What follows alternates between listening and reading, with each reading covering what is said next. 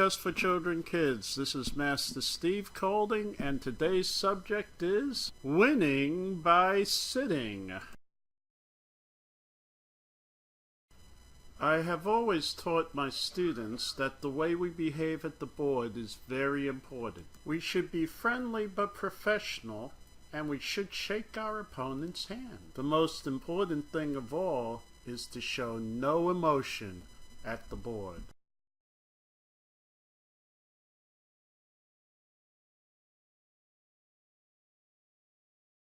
Jonathan was playing another boy who had the same score. The other boy was wearing a baseball cap and he was about 8 years old. The boy had a lot of snacks at the board, and these snacks were distributed along the side of the board in a very sloppy manner. The game started off in a typical French defense, which was my student's favorite defense to the move e4. Unknown to me or Jonathan, his opponent was the student of a grandmaster. The grandmaster had given his student a very sneaky trick. When Jonathan showed me the game afterwards at the critical moment, I asked him, "Why didn't you play this move?"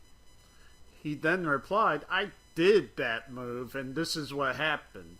Jonathan had lost the rook in a super tricky trap that I had fell for too. The boy now was looking around the room in an air of triumph.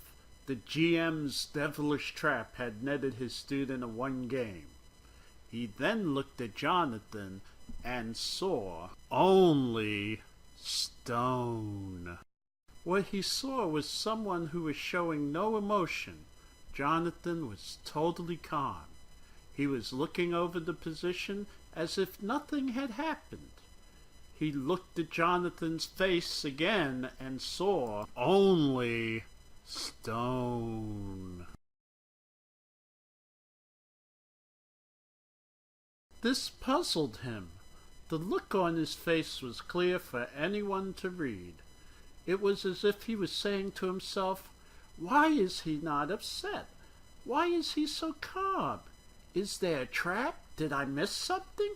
Did I play the position correctly?" You could see on his opponent's face him struggling with himself, arguing with himself. He looked at Jonathan again and saw only stone.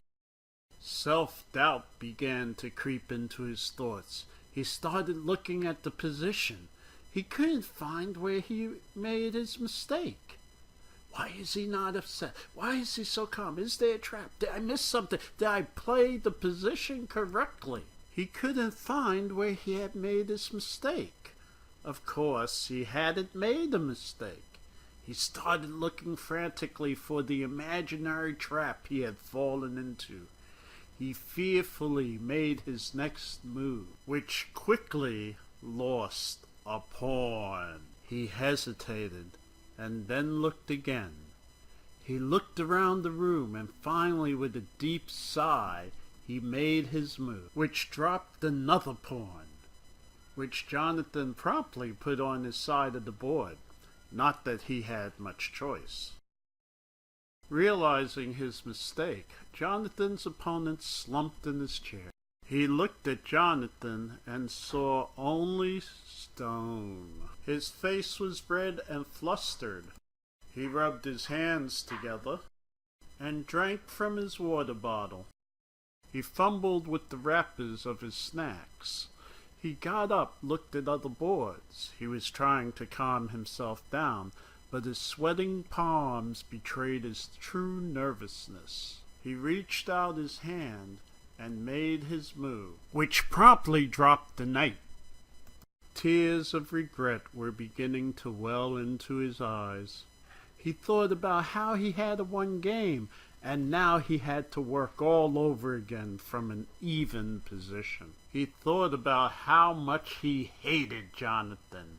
He looked at him and thought about how he would pummel him. He looked at Jonathan and saw only stone.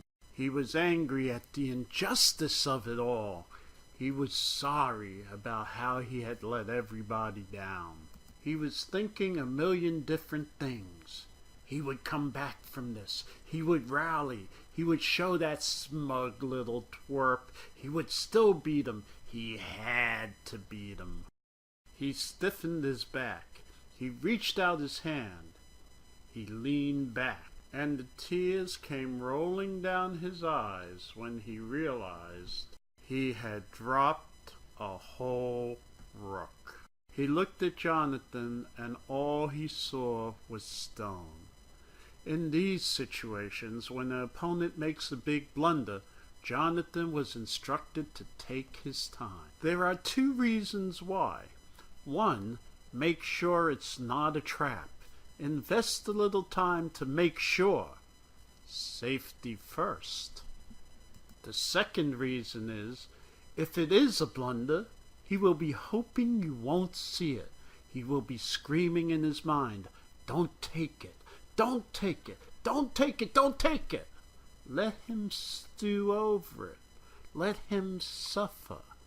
Let him hope. When he realizes all hope is lost, he will feel like resigning. Jonathan now looked at his opponent. He was sitting ashen-faced, white-knuckled, looking forlorn, hoping. Then Jonathan took the rook. The tears now came down like a waterfall.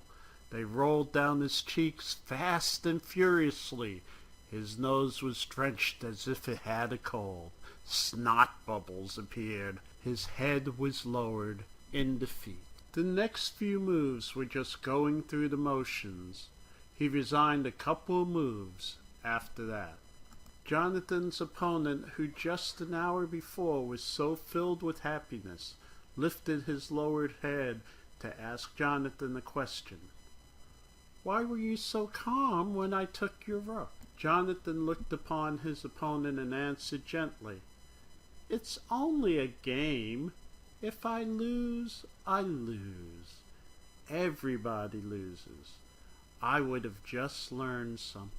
If I lose, there is nothing to get upset about." Jonathan then stuck out his hand and said to his opponent, "You really had me. I just got lucky. Good game." The lesson of this story is to always stay calm and be relaxed at the board and don't show any emotion. And if you do win, winning by sitting, always be gracious to your opponent in defeat or in victory.